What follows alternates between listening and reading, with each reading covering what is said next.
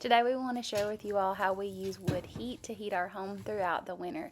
So in today's video we're going to talk about everything from loading the wood on the wagon to covering it to busting a tree that had fell down in the woods for firewood for next winter to a brief overview of our Ashley wood stove.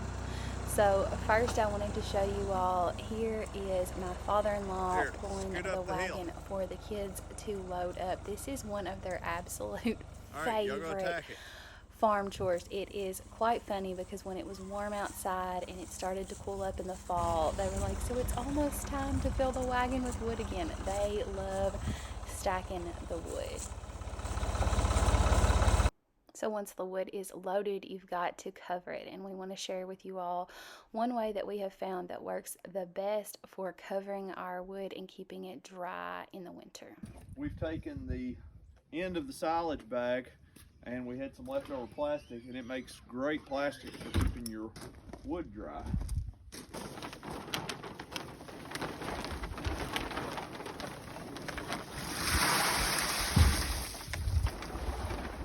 So after all that rain we've had,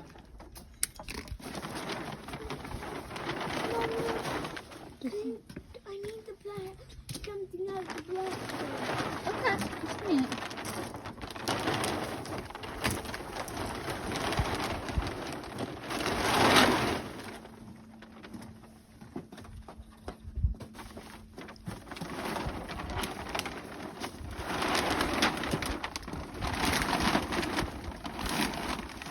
And now it's snowing. and there we have plenty of good dry wood. Most of this wood, very seldom do we actually drop a tree. I mean, if we have one that's dead, we'll drop it, but pretty much all the wood that we use to heat our house comes from stuff that's just fell on fences and out in the field from storms from various parts of the year. So it isn't like we're having to go cut a lot of good trees to stay warm. We're just literally cleaning up what has fell down. So the wood that we load on the wagon is often a little bigger than what we like to put in our wood stove. So we've got to where we will split it here at the house if we want smaller pieces, because we do like a mix of bigger pieces to hold the heat for overnight and then smaller pieces throughout the day. We're gonna take this one here and we're gonna put it in the other wheelbarrow, and then we'll come back and we'll get some overnighters. Since we're about to be flooded, Don't run over my teeth, Father. Do what? don't run over his teeth.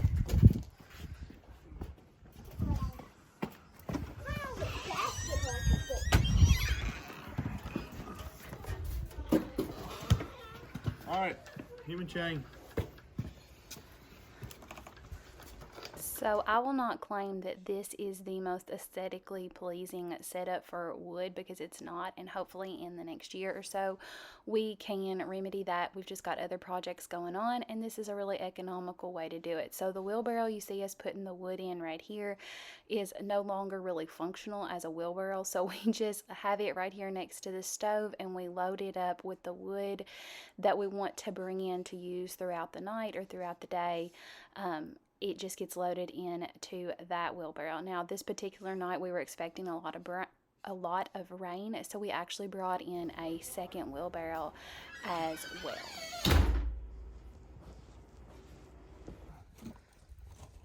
So we're gonna get some of these that we haven't busted.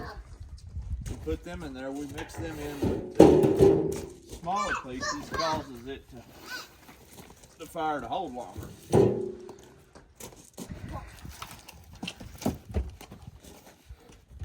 Which, when we get a few warm days, it don't burn as much. It lasts longer. Which, we loaded this load up the 1st of January, wasn't it? Mm-hmm. And then it got cold. But then we had some warm days.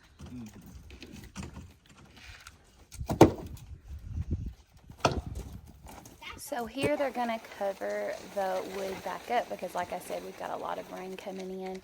And so they're just going to spread that silage bag, that end of that silage bag, back out on the wagon. And then they're going to use some concrete blocks and just some larger chunks of wood or things, whatever they can find, to keep that tarp down so that it doesn't blow water in under it. And if you'll notice there in the corner of the wagon, there was some really little chunks of wood. We kind of just use those as kindling and keep them in that corner so that we can easily come out and lift those if we need little pieces of kindling. Now we are going to go on to the tree that was down on the farm. So a tree had fell down, and we normally have a wood splitter and we'll use that, but we have really enjoyed lately just busting wood with the axe. So we added a maul to our collection, and we decided to see if we could tackle this tree, I guess the old-fashioned way, if you want to put it that way. So without the wood splitter, we wanted to just go at this tree with the maul and the axe, and so we spent a couple afternoons doing that, and it was so much fun. Hard work, but definitely a good time together. So my husband went to work busting the much larger pieces with the maul. I'll have it linked down below, but he did quite a bit of research, and he's really enjoyed using that Fisker's line of maul and axe, and so that's what he's using here to bust the large tree trunk parts. And then while he was doing that, I went to work on some of the smaller pieces. Like we said, we like a mix of the bigger chunks of wood and the smaller ones.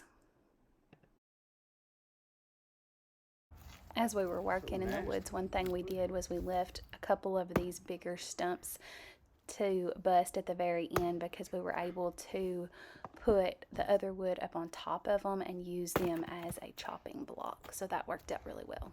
I have to roll these out from under that stinking tree. Right here, you can just prop them up. So we just main things, we gotta get these out from under this tree. The snow.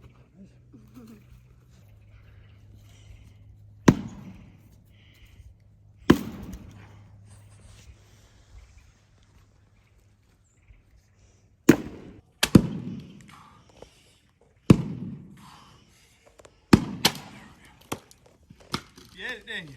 I did. What'd you say I couldn't do? You couldn't bust that one. What'd I do? Well, you knocked the knot off of it. How rude. Did it? I remember that cow from yesterday. You do? Yeah, because I remember that its mama was 9. Yeah, if you would remember, your legs are way bigger than mine. I have to take like 2 steps for every one of yours. And then we may just move this. Move it. There's another tree over there that's down as well. Oh yeah. There's trees everywhere. We'll just consolidate it all. I want to build a pavilion to put it all under to help keep it through the year. So I don't know if we'll do that or not. So this was the second day of busting that down tree, and we'd had nice weather for maybe 2 days, but we had freezing temperature just a couple of days before. And this particular day, I actually found a tick on me that night when I got home. So it is still February when we were filming this, and there was ticks. And so this was the last log that needed to be busted, and so he got that last one busted up just as the sun was going down. Here, I'll show you a clip of how beautiful it was as we were walking out. Real quick, we will share our review of our wood stove. The model number on this one is AW3200EP. A year ago, I did not see any reviews on it, and we done all the research we could on it. We just didn't have a whole lot of information out there. After having it a year, we're tickled to death with what we've purchased. It has kept our home warm for 2 winters and done a wonderful job at that. And there's a few tips and tricks that'll help with that, but the main thing is just keeping good cured wood. But anyway, this stove, it is cast iron, has a good cast iron top. It does not require electricity to heat. These two fans I bought aftermarket, and they run off of the heat transfer. It's the actual heat is what powers the motor, so they're not battery powered, they're not electric, they are, or they're not, you don't have to have them plugged in, they just run off of just the heat transfer. But that just helps circulate the air. We typically, which in our basement is 8.5, almost 9 feet into the ground. We have dirt all the way except for the walkout that goes all the way around it. So it's pretty much always stays the same temperature of around 68 degrees year round. With this wood stove, we're able to keep our temperature even whenever it gets into those below freezing nights, and through the winter we've stayed comfortable at like right now we're pushing 73 and we haven't been in long. Usually you can put wood in it of a morning, and then I think my wife, she'll usually put in wood around 2 or 3 just after lunch. I'll add wood, just depending on how hot or cold it is outside, I'll add wood again around 5:36, and then we'll put wood in right before we go to bed. If it's cold, you'll leave the dampeners on open, and you'll burn more wood throughout the day just to increase the heat. If you have those days of where it's in the high 40s, low 50s, 60-degree days, a lot of times we're just putting a stick or two just to kind of keep the fire going, not really putting out a whole lot of heat, but it'll hold. So we've really been tickled with it, and as you can see, it is hot. It has a good sized box, and then you've got a front dampener here that cuts off air to the front. A rear dampener here cuts off air to the rear. It's really cold outside, so I've got them both off right now. So we hope that quick overview was helpful. If you have any questions about this particular wood stove or anything from today's video, just let us know down below. We hope that this has helped you learn a little bit more about how we heat our house with a wood burning stove and the whole process behind it. Thanks for watching, y'all.